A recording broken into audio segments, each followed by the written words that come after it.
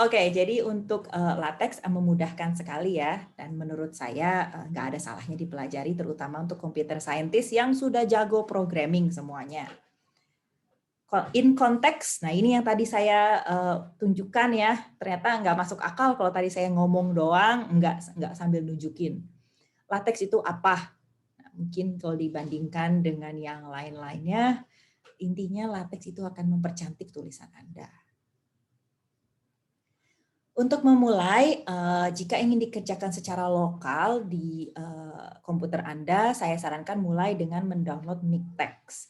Miktex itu nanti bisa di-download sesuai dengan platform Anda, dan Anda bisa langsung menggunakannya. Tetapi tidak hanya dapat digunakan menggunakan Miktex, ini adalah beberapa editor latex yang mungkin bermanfaat untuk Anda. Saya pakai Windows, jadi ini yang saya ketahui dengan berbasis Windows. Kalau ada yang pakai Ubuntu atau Mac, itu pasti beda lagi. Untuk Ubuntu enak banget, tinggal pakai konsol bisa langsung akses sih. Harusnya latex, nggak tahu default atau enggak, tapi tinggal di PIP install tuh langsung dapat juga.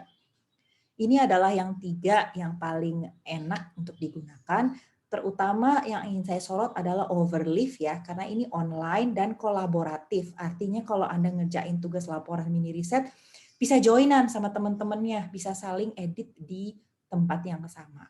Jadi gampang untuk keroyokan. Nanti saya akan tunjukkan layar Overleaf saya. Jadi ini adalah tampilannya untuk Miktex. Di kiri adalah tempat saya nulis latex, di kanan adalah hasil kompilasi menjadi PDF. Lihat ya, demolatex.txt, kanan demolatex.pdf di TextWorks. Ini adalah TextWorks itu bawaannya Miktex ya, bawaannya Miktex. Selanjutnya ini TextMaker. Ini juga mudah digunakan. Ini ada ininya ya, ada GUI-nya yang sangat enak dipakai. Jadi Anda bisa mulai tulis di tempat ini, kemudian di kanan akan langsung bisa tercompile menjadi PDF-nya. Nah, kenapa saya nge-push LaTeX untuk kalian semua? Karena kalian udah pernah belajar programming, udah pernah belajar HTML, harusnya tidak terlalu sulit diikuti. Dan ini adalah layar Overleaf. Jadi ini online ya, ini di browser ya, Overleaf. Anda bisa nulis dan langsung otomatis bisa di-compile menjadi PDF di sebelah kanan. Dan ini kolaboratif, Anda bisa ngundang nih, share ya di kanan atas, Anda bisa ngundang teman-teman Anda supaya bisa ngerjain keroyokan di tempat yang sama. Kita akan coba ya, saya akan tunjukkan, mungkin saya terbatas ya karena waktunya saat ini udah mepet, saya akan tunjukkan mungkin di Overleaf saja. Ini adalah Overleaf saya, Anda kalau mau Anda bisa buka project baru, blank project, demo latex. Kita bisa buka di sini. Dan di sini udah dibuatkan. Kelihatan ya, ini sudah dibuatkan oleh Overleaf. Enaknya dia udah punya template. Anda bisa langsung tulis. Udah kelihatan nih title-nya. Saya punya title apa? Demo latex untuk kelas MPPID misalkan. Demi lagi, demo. Kemudian dia akan recompile, kadang-kadang ya tergantung koneksi internet ya, dia akan muter-muter di sini. Nah ini kalau online masalahnya masalah koneksi ya, kadang-kadang sih emang akan agak lama. Kalau tidak, Anda juga dapat mengerjakannya secara lokal. Ini demo latex, kebetulan saat ini saya buka pakai punya built-in-nya Miktex ya. Muter-muter. Ayo kita buka. Oh, kebukanya di sebelah kanan, sorry. Jadi ini Miktex saya. Karena nih, ini dia, ini Miktex saya. Ini saya punya .text dan ini adalah Excel sheet-nya saya, Excel PDF hasilnya. Jadi saya bisa menulis, hey kita bisa tulis laporan ini. Saya bisa mulai dengan, hey we can write a document here. Bisa saya tulis, saya bisa punya list dan segala macam. Intinya antara bikin dokumen dan end document kita bisa menulis apapun yang perlu kita tulis. Ini salah satu cara penggunaannya di lokal. Nah, sekarang kita akan masuk ke sintaks. Saya pause dulu di sini sampai sini ada pertanyaan?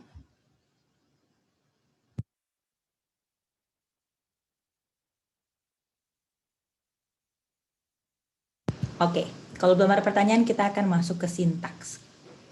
Untuk memulai dokumen, kita punya yang dinamakan dokumen kelas, begin, dan end. Cukup jelas ya? Ini adalah tipe dokumen yang ingin kita mulai, ini mulai dokumen, dan bawahnya akhir dokumen.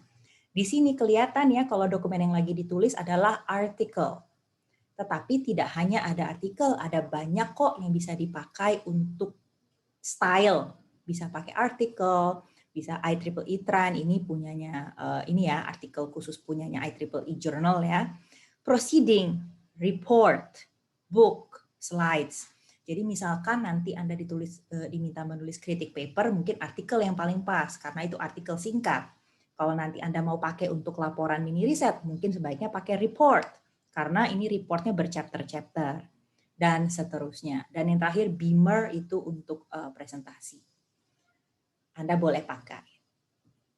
Tapi kalau untuk presentasi saya lebih suka PPT sih. Jadi option-option yang bisa Anda gunakan untuk menulis dokumen kelas itu banyak. Ini a non-exhaustive list. Ini bisa lihat lengkapnya di sini. Anda bisa menentukan ukuran font default. Anda bisa menentukan ukuran kertas, 2 column, dan lain sebagainya.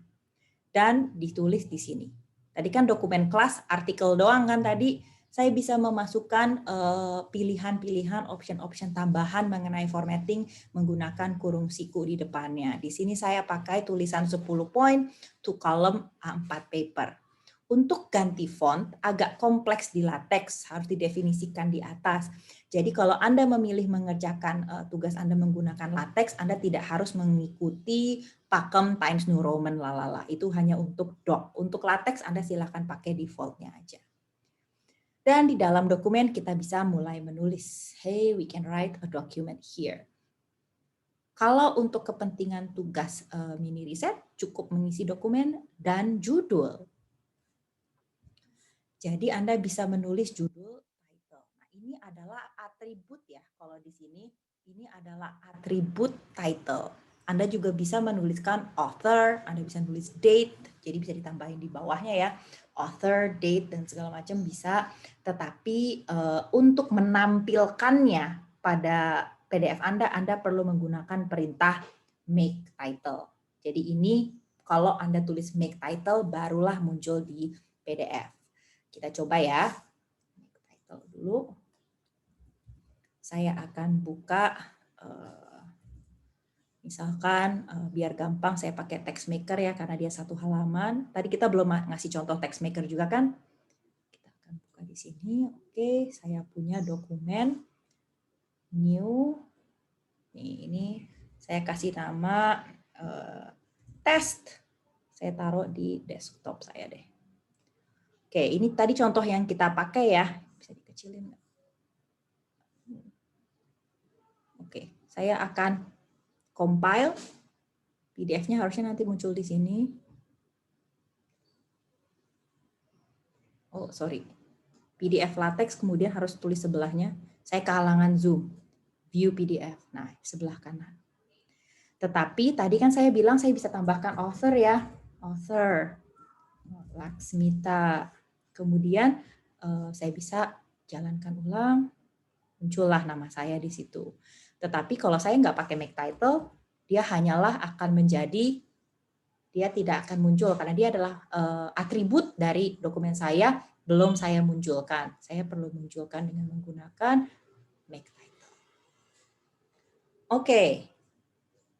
Setelah title, banyak hal yang dapat saya lakukan lagi, yaitu membuat gambar. Nah, bisa dilihat ya, ini adalah bagian pembuatan gambar. Untuk insert gambar, saya perlu include package yang sesuai untuk menampilkan gambar. Kemudian ini adalah blok yang mendefinisikan gambar saya. Ada bagian apa aja sih dari sini? Coba kita bedah lebih lanjut. Ini adalah gambar. Mulainya di sini, berakhir di sini cukup jelas ya. Dan di dalamnya saya menginclude gambarnya, panjangnya saya tentukan adalah setengah dari, bukan panjang, maaf, lebarnya adalah setengah dari lebar teks, dan gambar yang saya import adalah sample.png. Dan di sini dapat dilihat ada H di dalam kurung, ini adalah placement specifier. Artinya dia mau muncul di sebelah mana, H itu artinya here, di sini. Maunya saya dia muncul di sini. Kemudian ini adalah statement yang mengimport grafiknya. Untuk tadi saya bilang H itu here, artinya approximately di tempat yang sama, T itu di top, dan seterusnya. A float, kok tadi float itu apa? Coba dilihat nih teksnya di sini tulisannya, ini taruh di halaman khusus untuk float, ini float dan segala macam. Float itu apa sih? Nah, float itu adalah kontainer tempat saya bisa naruh objek-objek, misalkan gambar. LaTeX itu secara default menganggap table dan figure, jadi tabel dan gambar itu adalah float. Anda float itu bukan bagian dari teks, tetapi dia entitas. Artinya apa? LaTeX akan menentukan, oh bagusnya dia muncul di mana supaya tidak merusak flow tulisan. Ini enaknya di sini, saya nggak perlu mikir, oh ternyata kalau gambarnya ditaruh di sini kecil banget, saya taruh di halaman berikutnya deh. Tapi kalau di halaman berikutnya kok dia sendirian ya, ini udah dipikirin sama LaTeX, formatting itu nggak perlu saya pikirin lagi.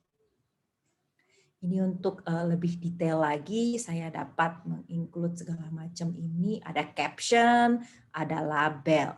Nah, label ini manfaatnya apa? Ketika nanti di dalam tulisan saya refer ke gambar, hey, we can write a document here, shown in figure ref. Nah, ini enaknya adalah nanti dia muncul, refer in text, saya nggak perlu ingat ini adalah figure 1, figure 2, ini figure nomor berapa. Kadang-kadang kan kalau saya punya gambar 1, 2, 3, 4, ternyata saya mau tambahin gambar di antara gambar 1 dan gambar 2. Shift semua dong, yang tadinya saya tulis gambar 2 harus saya ganti jadi gambar 3 semua. Yang tadi saya tulis gambar 4 harus ganti jadi gambar 5 semua. Tapi kalau saya refer dengan LaTeX, saya udah kasih sesuai label, secara otomatis dia akan recompile dan dia akan berubah semua menjadi yang tadinya gambar 3 jadi gambar 4 semua. Nggak perlu saya pikirin lagi. Jadi contohnya nih, misalkan saya jangan pakai yang ini deh, saya open dari demo LaTeX aja deh. Nih, demo LaTeX ini bisa dilihat bahwa saya bisa nge-refer ke ke gambar segala macam dari teks. Oops, sorry, wrong one. Saya bisa refer ke gambar.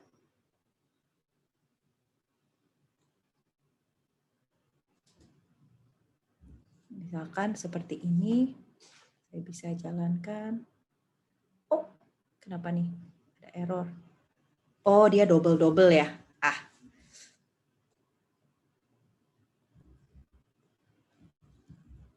Saya bisa demokan. Oh, saya nggak copy semua code-nya ya.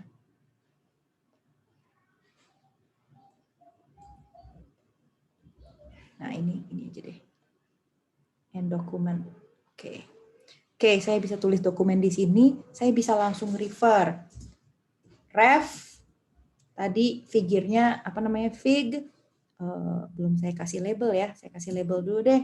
Label ini fig gambar 1, gambar GAN, gambar arsitektur.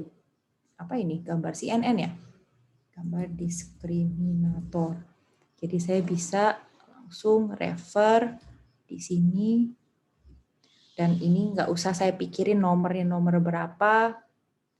Saya bisa langsung dapat referensi. Kok labelnya pakai sih? Label, sorry. Nah, dia langsung dapat. Kadang-kadang nggak langsung ketangkep ya. Kadang-kadang it happens, kita nggak langsung dapat. LaTeX sukanya recompile ulang sampai dia dapat. Gitu. Kadang-kadang suka nggak mau dia. Oke.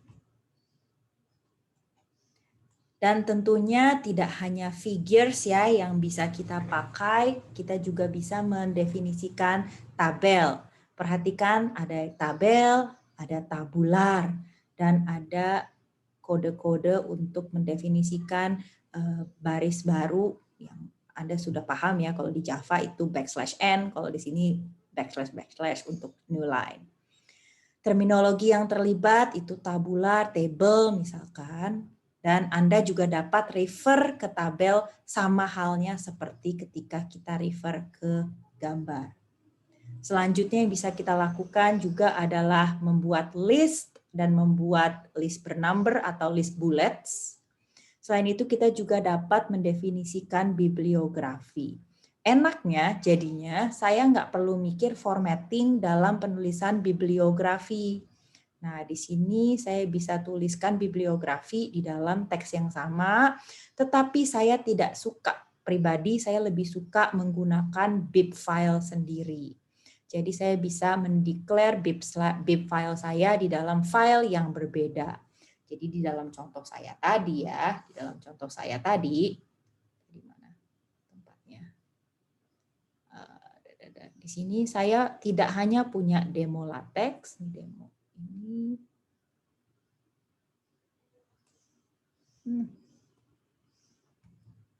Saya tidak hanya nggak bisa. Saya tidak hanya punya demo MPPI ini, tetapi saya juga mempunyai BIP-nya. Nah, ini di dalam dokumen BIP ini adalah semua sitasi yang saya lakukan. Jadi ini adalah satu paper yang saya refer, ini adalah paper lain yang saya refer. Ada dua nih. Perhatikan ada dua jenis ya. Yang satu adalah jurnal, yang satu adalah proceeding conference. Jadi kita harus tentukan. Saya juga bisa mendefinisikan book gitu misalkan. Saya bisa definisikan berbagai macam referensi yang saya pakai. Kemudian di demo MPPI itu kita bisa lihat, saya back ya ke demo MPPI, saya juga bisa refer ke reference-nya dengan menggunakan cite. Saya udah refer belum? Cite di sini. Belum. Nah, ini dia. Cite. Untuk mensitasi dari dokumen BIP, saya nggak pakai ref, tapi saya pakai cite. Dan seterusnya. Untuk mengetahui berbagai jenis bibliografi style, Anda bisa lihat di tautan berikut ini. Bibliografi style yang saya maksud di sini adalah yang kalau Anda tahu ya ada berbagai jenis. Misalnya saya pakai Google Scholar nih. Saya pakai Google Scholar dan saya bilang lagi nyari paper tertentu nih. Ini paper tertentu saya tulis begini, kan ada berbagai gaya ya. Jadi saya bisa memilih gaya yang saya mau dan saya juga bisa menentukan maunya saya dia itu munculnya gimana. Contohnya kalau unsorted dia akan muncul sesuai dengan urutan kemunculan di dalam dokumen. Saya juga bisa mengurutkannya sesuai abjad, gimana maunya saya untuk bibliografi style. Jadi di dalam bib file saya, tadi saya punya beberapa paper yang saya refer, lalu di dalam file utama saya perlu tuliskan cite. Untuk masing-masing bib entry ada macam-macam. Tadi saya udah bilang ada jurnal, ada proceeding segala macam. Untuk list lengkapnya Anda bisa lihat di tautan berikut ini. Kemudian ini adalah entry type-nya, ini adalah field-nya. Paling tidak harus ada judul dan author dan tahun. Ini adalah entry ID. Jadi ini adalah ID yang akan saya pakai nanti di dalam text filenya. Di sini saya kasih nama jurnal ini, saya kasih ID, entry ID Saxena 2007. Jadi di dalam text file utama saya harus cite Saxena 2007. Lagi, saya nggak perlu ingat-ingat lagi numbers-nya kemunculannya. Jadi setiap kali saya sitasi nomor 1, saya nggak perlu ganti kalau tiba-tiba saya nyelipin sitasi lain. Itu bakal dikerjain sama LaTeX. Ada tambahan satu lagi yang mungkin perlu diketahui, ada yang dinamakan no cite. Artinya di sini no cite. Kalau saya menggunakan no cite, yang akan terjadi adalah dia tidak muncul di dalam teks, tidak ada kurung kurawal satunya, tetapi di dalam daftar referensi dia akan muncul. Nah, sampai saat ini yang kita pakai di dalam contoh-contoh ini adalah document class default artikel, yaitu defaultnya punyanya LaTeX. Tetapi biasanya kalau Anda mau menulis paper betulan, dia akan memberikan template. Jadi ini adalah salah satu conference di computer vision. Ketika saya mau submisi, dia akan memberikan LaTeX template yang bisa di-download. Kadang-kadang Word juga dikasih, dan Anda bisa menggunakan template tersebut. Demikian halnya dengan jurnal. Misalnya jurnal Jiki ini dia memberikan ini author guidelines dan format LaTeX yang perlu diikuti sebagai berikut. Kenapa saya sangat suka penggunaan LaTeX adalah karena dia sangat memudahkan untuk kita keep track dan referensi ini lagi refer kemana, ini adalah section yang mana, dan seterusnya. Dan ini kita nggak perlu keep track sendiri, udah dikerjain sama LaTeX. Dengan demikian, yang akan terjadi ketika nanti Anda nulis paper, kayak laporan, kayak biasanya akan banyak revisinya berulang-ulang ya. Jangan khawatir, LaTeX akan sangat membantu Anda untuk menuliskan revisi-revisi tersebut. Oke, itulah akhir dari dokumentasi ini. Slide LaTeX akan saya unggah di Skele. Tadi saya lihat ada yang ngangkat tangan ya. Ada yang ingin ditanyakan? Tadi ada yang ngangkat tangan deh kayaknya. Gak jadi ya? Tadi ada yang ngangkat tangan kayaknya. Tapi saya nggak ingat siapa. Gak jadi. Oke, kalau nggak jadi ya udah nggak apa-apa. Ada pertanyaan?